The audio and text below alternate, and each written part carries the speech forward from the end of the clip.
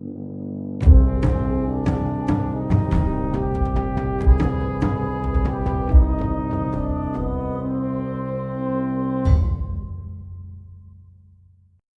everybody, I just wanted to make a quick, no scripted video about my transition away from big tech products and services. Obviously, everybody's seen all these people who've been deplatformed and locked out and targeted and discriminated against for thinking anything in opposition of social justice or the communist narrative that's been traveling around the internet and in the real world. I think this is a way we can not only vote with our dollars, but it's a way we can also maintain our freedom at the same time. So with that out of the way, let me just give you some options here, some of which I use. Well, actually, many of these options I personally use, but it gives you some alternatives to what big tech has to offer at a very lower price point. So with that in mind, let's jump in.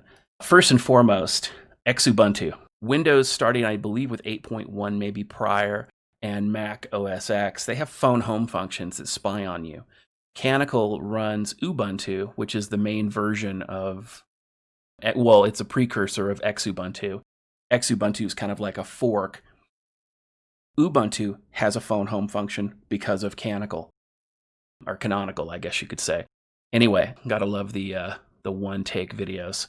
So Ubuntu, or Xubuntu, does not have the phone home function in the same way that a Microsoft product would, a Mac product would, or any of the other big tech products would. It's free, it's open source. You only need 512 megs of RAM to run it, though they prefer you have at least 2 gigabytes of RAM, and they would prefer you had a 64-bit processor. Now, if you have an old school 32-bit processor or a 32-bit computer, you can run Xubuntu 18.04, but it doesn't run as well. And on newer systems, you want to get the 20.04 LTS version. That's like their long-term service version. Usually they run them for about 3 years of service and patches before they bump to the next long-term version.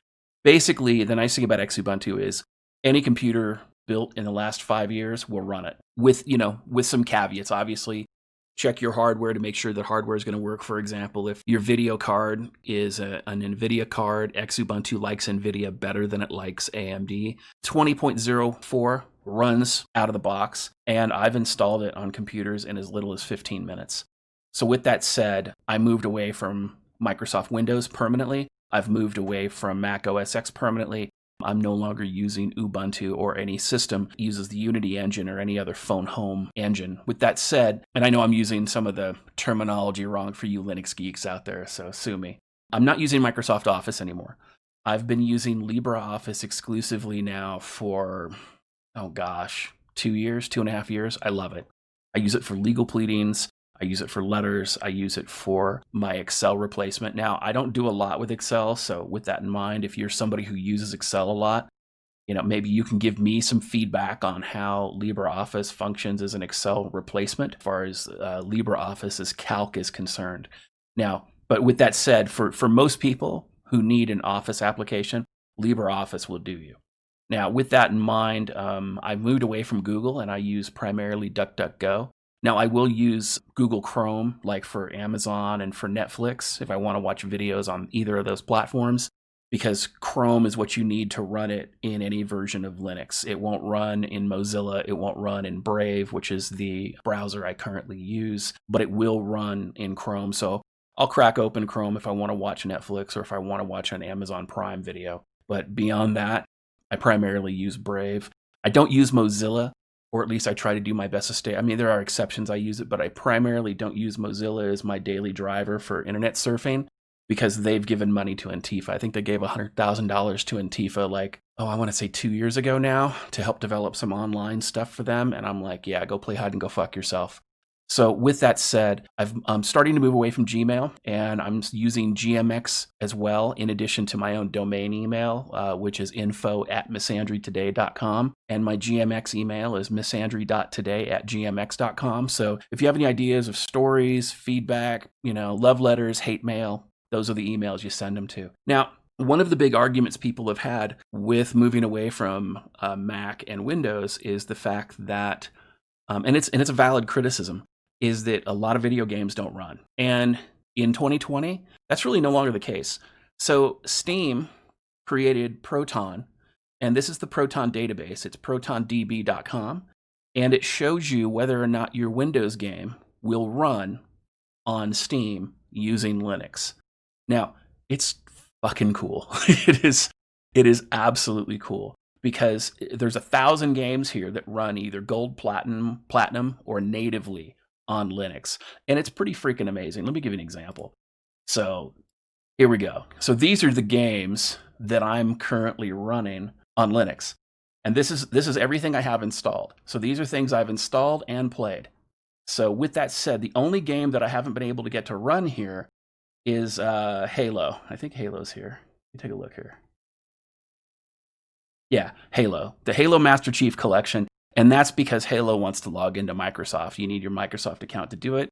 And basically, it kind of tells me to go fuck myself. But every other game here that I've installed, I've tested. And every one of these games runs. So Steam is where it's at when it comes to video gaming on Linux. It is pretty freaking fantastic. I really, really am happy with it. So with that said, ProtonDB is your option now, and it is a great option to play video games. Now, if you like non-Steam games and you're not tech savvy, and by the way, just so we're clear, you don't have to know the command line. You don't have to be able to open up a terminal to do anything that I've talked about so far. You don't have to do anything other than point and click your mouse. When you're installing Xubuntu, when you're using LibreOffice, when you're using Linux today, you can run it all from the graphical user interface with a mouse and a keyboard. Now, if you want to do some advanced stuff, obviously knowing the terminal is good. Linux is very powerful when it comes to that, but it's not necessary. So for you people that are not even script kiddie level techies, and you're just an end user, and all you do is point and click, or your tech savvy consists of being able to turn the computer on and turning it off, you can still use Xubuntu and still have some semblance of privacy. The other advantage of GMX is that you can use a mail client, built like a desktop mail client, like Thunderbird or Outlook, or any of those non-big tech options, and you can download your email to your own hard drive. So you don't necessarily need to have webmail anymore. Also, GMX you can use it for your phone, but we're going to talk about that in a second. Now, maybe you want to run games, but you don't necessarily want to run a Steam game. You can use Lutris now. Again, point and click, download, many games install right out of the box. You just take your Windows installer and you point Lutris to it, and it walks you right through it to install like a wizard. Now, speaking of mobile phones, getting back to mobile phones, obviously Android and iOS phones track you, and your cell carrier is going to track you. Now, you're not going to get away from your cell carrier unless you're amazingly tech savvy, but even then, it's a problem. And honestly, if you need to get away from your cell carrier, you probably fucked up to begin with. But with that in mind, Robert Braxman is a tech guy on YouTube, and he has this G7 Motorola. And what's nice is he uses an open source version of Android with it. It has no Google Play. It has no Google Apps. It has no Google login. It is completely de-Googled version Android. Now, what's nice about it is that Robert Braxman's idea of basically privacy is either giving no information or giving misinformation. So instead of the Google Store, it has what's called the Aurora Store, which misinforms the Google databases about who you are. So you can install certain Google Play programs or applications, and it doesn't know who the hell you are. Now, if you install Facebook, you're done. If you log into your Google account, you're done. If you attach Gmail to it, you're done. If you log into your YouTube, you're done. The goal is to keep away from these products and services. So if you don't log into any of the big tech services, this is a great option for you, especially if you're not one of those people who's addicted to social media. So with that in mind, Robert Braxman runs a YouTube channel called Rob Braxman Tech. Now, he's not the best presenter in the world, but he gives a lot of really great information about how to protect your privacy and about how to de-Google your life or to de-big tech your life. Now, with that in mind, and I know I'm going to get some kickback from this, but instead of using Twitter, even though I do use it occasionally, I primarily use Gab. Now, I know a lot of people are upset about Gab because it doesn't promote porn, but let me tell you something. There's pornography everywhere on the internet, okay? If you're upset that one service doesn't have porn, maybe you have a problem. You're like that alcoholic when he sits at dinner and he can't just take his hand off the glass of beer because he's afraid the beer is going to run away. Gab is a great free speech platform. It is way better than Parler because Parler is collecting lots of information from you. And on top of that, they're already banning people. They're banning people for wrongthink. They're banning words. I think Parler is more of a limited hangout. Gab is really a true free speech platform with the exception of pornography. And I think it's because Andrew Torba, I think he's Christian or something, and that's fine. That's up to him. The point is that if you make a post that is anti-either conservative or anti-liberal or pro-socialist, anti-socialist, you're not going to get banned or removed for wrongthink on Gab. Now, as far as Minds is concerned, Minds will get upset at you if you don't mark your posts or your channel as not suitable for work. But other than that, they're a free speech platform as well. And you can run short videos on Minds. You can upload them natively if you want to as well. I don't necessarily like it as much, but like if I download a Twitter video or something like that, where, you know, somebody's getting wrecked, I might put it on Minds because you can upload it directly, and that's fine. And then as far as my alternative to YouTube, I'm transitioning to BitChute. In fact, I'll be putting out a BitChute video later today that's BitChute exclusive, but BitChute is really the number one option here. Band.video is a, Alex Jones, natural news, InfoWars sort of platform. And so it favors their content. And Library wants to have a little bit of extra information on you as well that BitChute really doesn't care about. And so while Library has been somewhat useful, I'm a little skeptical as far as Library is concerned. Now, BitChute does not have a live stream platform. And so what a lot of people have done who have been deplatformed off of YouTube is they've gone to DLive. However, DLive has been bought and sold, oh God, probably 2, 3, maybe 4 times. I don't remember, a fair amount of times in the last 2 years. And they've changed their policies. They've changed everything else. Well, now it turns out DLive is owned by Chinese companies. So who knows how long the Communist government of China is going to allow DLive to have freedom of speech before they start cracking down on it like everything else. And if you've been listening to Attorney General Barr recently, you'll know that Chinese propaganda is seeped into corporate America, it's seeped into big tech and everywhere else. And if you've read my lawsuit against Google or you've watched any of my other content, I've gone into great detail about this. So I don't really necessarily need to go into it here. Watch those old videos if you want to look at them. But the live stream platform that I'm looking at right now is open source, and it's called bitwave.tv. And bitwave.tv it's not a huge platform, and obviously, as you can see, there's not a lot of people watching it right now, but it's open source. It's open source, it has a GitHub, and open source you can trust a little bit more than you can with, or I should say, than other programs. But these are options you can use to move away from big tech. These are options you can move away from big tech surveillance, big tech trafficking.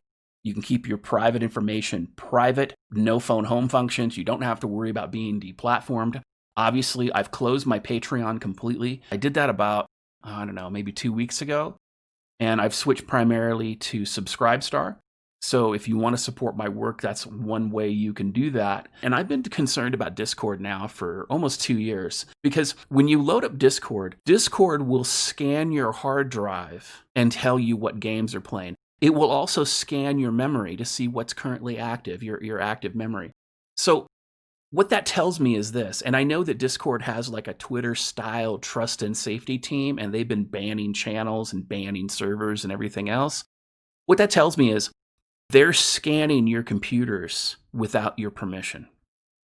They're basically invading your privacy. Well, a lot of people use Discord, and I don't necessarily think people need to go back to using things like TeamSpeak or if you're from the Wares days, like DC++ or LimeWire, things like that. I don't necessarily think people need to go back that far. But if you could use something better like Slack, or what's now called Element.io. Now, what's nice about Element used to be called Riot.im. It's open source, it's free, and you can host your own server on your own computer. So you don't have to log into like a Discord server and hopefully not get your account banned because of wrongthink. You can host your own server on your own computer. You can rent a server for very low cost, and you can host a server using Element. But in addition to that, You can actually go on to their public server, matrix.org, and there's other ones out there that are free, and you can do everything you can do on Discord. They have group chat. They have a lot of different options. It's a great Discord replacement, but the difference is it has end-to-end encryption. It runs on Android, it runs on iOS, it runs on Mac, it runs on Windows, it runs on Linux, it runs on FreeBSD, it runs on Unix. It doesn't matter what your platform is. Element has a client and a server-side app for it. You don't have to worry about being data mined.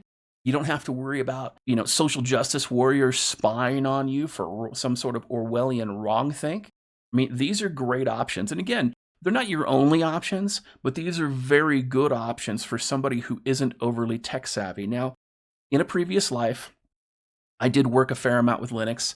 I did work with a bit with command line. I did do some internet security back in the day. But the advantages of these things are fantastic, because here's the thing. How many times have you installed a video game on your operating system only to have your antivirus not like it? Now, it doesn't happen as much today, but it does still happen. With Linux, you don't necessarily need to run an antivirus as long as you're running like some kind of VPN or anti-malware. So my suggestion is, check out these things. These are great options. And, tell me what you think. I think that these are ways we can get away from big tech. These are options that we have.